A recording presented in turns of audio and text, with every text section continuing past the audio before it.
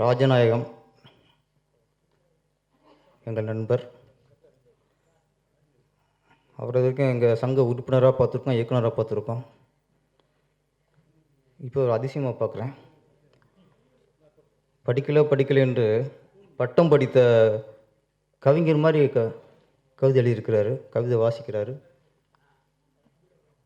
ராஜநாயகத்தை ஒரு காளிதாசன் மாதிரி தான் பார்க்குறேன்னா, அதெல்லாம் இறைவன் கொடுத்த வரம். அது சிலது நமக்கு என்ன தான் படித்து என்ன தான் கவிஞர் ஆகணும், புலவர் ஆகணும்னு நினச்சா கூட வராது. அது சிலது பிளட்லேயே வரும். அந்த பிளட்டு தான் அவங்க அப்பாவும் இலக்கியவாதி தான். அதனால் அந்த ஜீன்ஸ் அந்த ரத்தம் தான் அங்கே கொதிக்குது.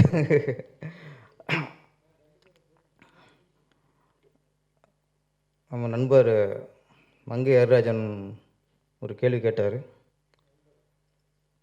காதலுக்கு ஒரு துறை வேண்டும்.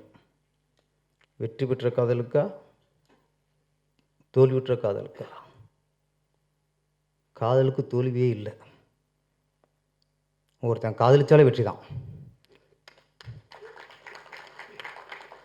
ஒரு பொண்ணை காதலிச்சிட்டாலே அங்கேயே வெற்றி. நம்ம நினைக்கிறோம் நம்ம காதலிச்ச பொண்ணை கல்யாணம்னா வெற்றி நினைக்கிறோம். இல்லை, நம்ம காதலிக்கிற பொண்ணு நம்மளை தவிர்த்தால் அது தோல்வி. ஏற்றுக்கொண்டால் தான் வெற்றி நினைக்கிறோம். அதுவும் இல்லை. நம்ம காதலித்த பெண்ணை மணந்து கொண்டால் அது வெற்றி. நாம் காதலித்த பெண் நம் காதலை ஏற்றுக்கொண்டால் அது மிகப்பெரிய வெற்றி. நம் காதலித்த பெண் நம்மளை தவிர்த்தால், நம் காதலை ஏற்றுக்கொள்ளாவிட்டால் அதுதான் மிக மிக மிகப்பெரிய வெற்றி. ஏன்னா அந்த காதல் தான் சாகிற வரைக்கும் மனசில் இருக்கும். காதலிச்ச பொண்ணையே கல்யாணம் பண்ணிச்சுங்களே. ஒரு கவிதை நான் ஒன்று, நம்மளும் கொஞ்சம் அப்பப்போ கவிதை எழுதுவோம். நான் ஒரு கவிதை எழுதியிருந்தேன். நம் காதலுக்கு எந்த தடையுமே இல்லை, நம் கல்யாணத்தை தவிர. நிறைய பேர் கல்யாணம் பண்ணி முடிஞ்சு வச்சு 6 மாதத்தில் ஆரம்பிக்கும். நீ அப்போ அப்படி இருந்த, இப்போ இப்படி இல்லை. அவங்க சொல்லுவாங்க, நீங்கள் அப்படி இருந்திய, இப்போ அப்படிலாம் இல்லை. காதலுக்கு முன்னால் உள்ள செயல்களை கல்யாணத்துக்கு அப்புறம் கம்பேர் பண்ணியே நிம்மதி போயிடும். இதனாலேயே நிறைய காதலர்கள் கல்யாணத்துக்கு அப்புறம் விவாகரத்துண்டு நிறைய பேர் ஐயா மட்டும் நின்றுருப்பாங்க நினைக்கிறேன். அதனால் காதலில் நம்ம தவிர்க்கப்பட்டால் தான் மிகப்பெரிய வெற்றி. நம்ம காதல்னு சொல்லும்போது அதே பண்ண கல்யாணம் பண்ணி வச்சுங்களேன், அது வெறும் யோகாரு. அது ஒரு அதிசயம்தான். இவர் கல்யாணத்துக்கு அப்புறமும் இன்னும் காதலுக்கு எழுதிக்கிருக்காருன்னா ராஜநாயகம் ஒரு பெரிய அதிசயம்தான். அது நிறைய பேர் கவிதையை விட்டுருவான், வாழ்க்கையை விட்டுருவான் கல்யாணத்துக்கு அப்புறம். அதனால்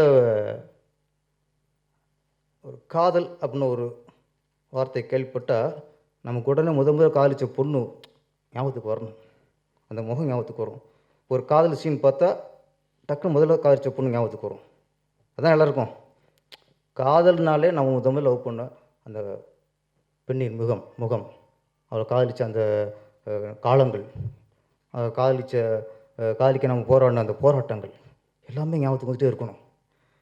எப்போ ஞாபகத்துக்கு வரும்னா அந்த பொண்ணு கல்யாணம் பண்ணாமல் தான் வரும்.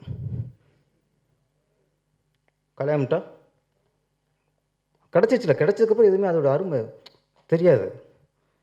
அதனால் என்னையை பொறுத்த வரைக்கும் யார் ஒருவர் காதலியால் தவிர்க்கப்படுகிறானோ அவன்தான் காதலின் வெற்றியாளன். அவனுக்கு நினைக்கும் போதெல்லாம் சாகிற வரைக்கும் காதல்னாலே அவன் ஞாபகத்துக்கு வருவான், அவளை ரசிப்பான், அவளை நினைப்பான். அதனால் இதில் காதலுக்கு வெற்றி பெற்ற காதல் தோல்வி பெற்ற காதல் என்பதே இல்லை. தாய்மார் தான். ஒரே கதை தான். நிறைய கதைன்னா அது பேச்சு வராது. ஒரே காதல். இன்றைக்கி உங்கள் காதல்னா இது வீட்டில் கேட்டுக்க போகிறாங்க. இது வேறு ரொம்ப வெளிப்படையாக பேச முடியல. இது வீடியோ போட்டு யூடியூப்பில் பார்த்துட்டா வச்சுங்களேன், அங்கே சிக்கலாயிரும். ஓ அப்படின்ட்டு சரி ஒரு பொய் சொல்லிடுறேன், என் மனைவி இப்படி தான் காதலிச்சேன். Okay escape.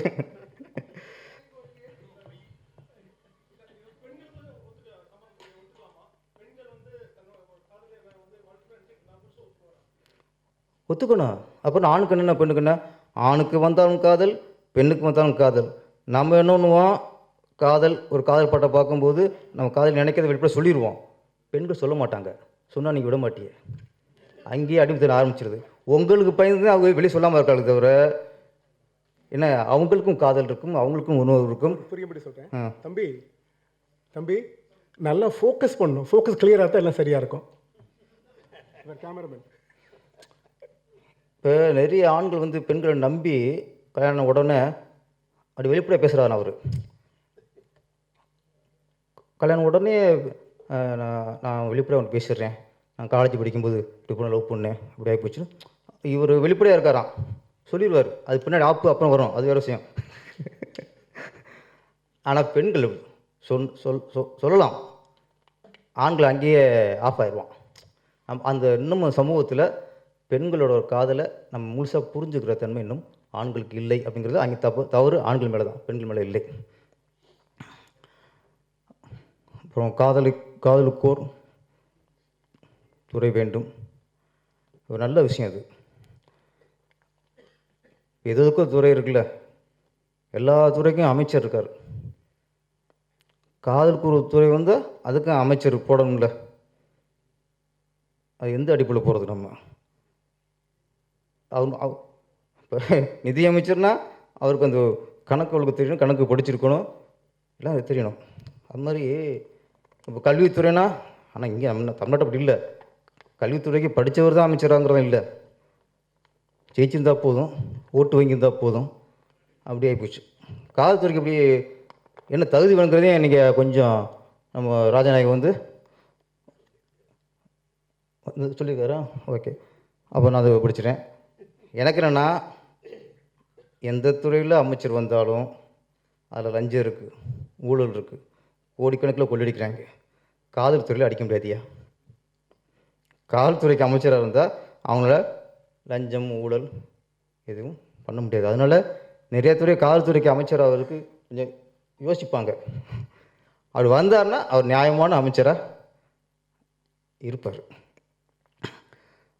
அப்புறம் நல்ல ஒரு கவிதை, ஆண்பால் பெண்பால் இரண்டும் மூழ்குவதே இல்லறம். நீங்கள் முடிச்சுட்டு அடுத்து லைன் போடுவார், வாயேண்டி வள்ளுவரை வாழ்த்துவோம். ஒரு காமத்து பாலப்பான ஒரு வள்ளுவர். நம்ம இது வரைக்கும் ஆண்பால் பெண்பால் இருக்கோம், இது ரெண்டும் இணையதான் காமத்து பாலன்ற தாட் இது வரைக்கும் நம்ம அந்த வகையில் நம்ம யோசிச்சதில்லை. அதில் கொஞ்சம் எல்லா பாலும் மொழியிருக்காரு நினைக்கிறேன்.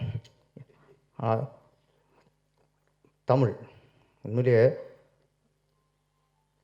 சினிமா துறையில் நிறைய பேர் படம் பார்த்துட்டு அந்த பாதிப்பில் கற்பனை இருக்கும், நம்மளும் கதை எழுதுவோம், நம்மளும் வசனம் எழுதுவோம் அப்படி நம்பிக்கையில் வருவாங்க. ஆனால் இலக்கியவாதிகள் சினிமாவுக்கு வருவது அபூர்வம். அந்த அபூர்வம் தான் ராஜநாயகம். இன்றைக்கும் கவியரசர் கண்ணதாசன் தான் இன்றைக்கும் சிறந்த கவிஞராக கொண்டாடிக்கிருக்கோம் இன்றைக்கும். ஏன்னா அவர் படிக்கலை, பள்ளிக்கூடத்தை போய் படிக்கலை, ஆனால் சும்மா பேர் வாங்கலை. அவர் எல்லா இலக்கியத்தையும் கரைச்சி பிடிச்சவர், இலக்கியம் படிச்சிருக்கார். இலக்கியம் படித்ததுனால தான் இன்றைக்கி எத்தனையோ பாடல்கள் சார் ராஜநாயகம் வந்து எடுத்துக்காட்ட சொன்னார். அதுக்கு எல்லாமே காரணம் இலக்கியம் பிடித்தது. ஒரு இலக்கியவாதி சினிமாவுக்கு வர்றது சினிமாவுக்கு ஆரோக்கியமான விஷயம். முன்னால் எந்தெந்த நாவல்கள் படமாக்கப்பட்டு இருக்கிறதோ அதெல்லாம் மிகப்பெரிய வெற்றி அடைந்திருக்கிறது. இன்றைக்கும் அந்த படங்களும் எடுத்துக்காட்டாகவும் உதாரணமாகவும் இருந்துருக்கிறது. நான் சின்ன வயசில் அப்போலாம் லைப்ரரியில் போய் ஊரில் புக்கு படிக்கிறது, நிறைய புக்கு படிப்பேன். நான் மேக்ஸிமம் நாவல்லாம் படிக்கிறது. அப்போது பாசமலர் நான் இப்போ பழைய படம் 2, 3, 4 தடவை போடுறாங்க. அந்த படம் பார்க்குறேன், இந்த படத்தை ஏற்கனவே பார்த்த மாதிரி இருக்கேன்னு ஓடிட்டே இருக்குது. ஆனால் இதுக்கு தகுந்த படம் பார்க்கல, அது படம் கதையும் தெரியாது எனக்கு, சின்ன பையன். அப்புறம் தான் இந்த இதுதான் நாவல் அவன் படிச்சிருக்கோம் அப்படின்ட்டு ஞாபகத்துக்கு வந்திருக்கு. இன்றைக்கும் சிவாஜி கணேசனுக்கு மிகப்பெரிய ஹிட்டு பாசமலர். மகேந்திரன் சார், இன்றைக்கி சூப்பர் ஸ்டார் ரஜினிகாந்த், அவர் அறிமுகப்படுத்த பாலச்சந்தர் கேட்குறாரு, உனக்கு பிடித்த இயக்குனர் யார் அப்படின்ட்டு. ரஜினிகாந்த் அறிமுகப்படுத்தி தொடர்ந்து 5 படங்கள் எடுத்தவர் பாலச்சந்தர் சார். அவர் கேள்வி கேட்குறாரு, அதுக்கு ரஜினி சார் பதில் சொல்கிறார், எனக்கு பிடித்த இயக்குனர் மகேந்திரன். ஏன்னா மகேந்திரன் சார் அனைத்து படங்களுமே, ஏன்னா முள்ளும் மலரும்ல நடித்த பொழுது அவருக்கு ரொம்ப பிடிச்சி போச்சு. அந்த படம் தான் இன்றைக்கி அவருக்கு தாக்கமாக இருந்தது. முள்ளும் மலர் ஒரு நாவல், உதிரி பூக்கள் ஒரு நாவல், நிறைய நாவல்கள் படமாக்கப்பட்டு இன்றும் அது ஒரு பொக்கிஷமாக இன்றைக்கும் பேசப்பட்டு இருக்கோம். இலக்கியவாதிகள் படம் பண்ணும்போது இந்த திரைப்படத்தின் தரம் உயரும். இலக்கியவாதிகள் வரணும். ஒன்று தான் இலக்கியவாதியாக இருக்கணும், இல்லைன்னா நிறைய இலக்கியங்களை படிச்சுக்கணும், நிறைய கதைகளை படிச்சுக்கணும். இது இன்ஸ்டியூட்டில் படிச்சுட்டு வரதோ, டிகிரி முடிச்சுட்டு வரதோ, அதெல்லாம் சினிமாவுக்கு விலைக்கு ஆகாது. இயக்குனர் என்பதன் மற்றவங்க வாழ்க்கையை படிக்கணும், தன்னோட வாழ்க்கையை பாய்த்த விஷயங்களை ரசிகர்களுக்கு பிரதிபலிக்கணும். ஆமாம், இலக்கியவாதிகள் வந்தால் தரம் உயரும், தரம் உயரும். அதனால் ராஜநாயகம் படம் இயக்கிக்கிட்டு இருக்காரு. கண்டிப்பாக அந்த படம் ஒரு தரமான படைப்பாக வர வாய்ப்பு இருக்கிறது. ஏன்னா அவர் ஒரு மிகப்பெரிய இலக்கியவாதிங்கிறத நிரூபிச்சிருக்காரு. ஒரு இலக்கியவாதி இயக்குனர் ஆகும்போது அந்த படம் மிக தரமான படம் வரும் என்று கூறி விடைபெறுகிறேன். நன்றி, வணக்கம்.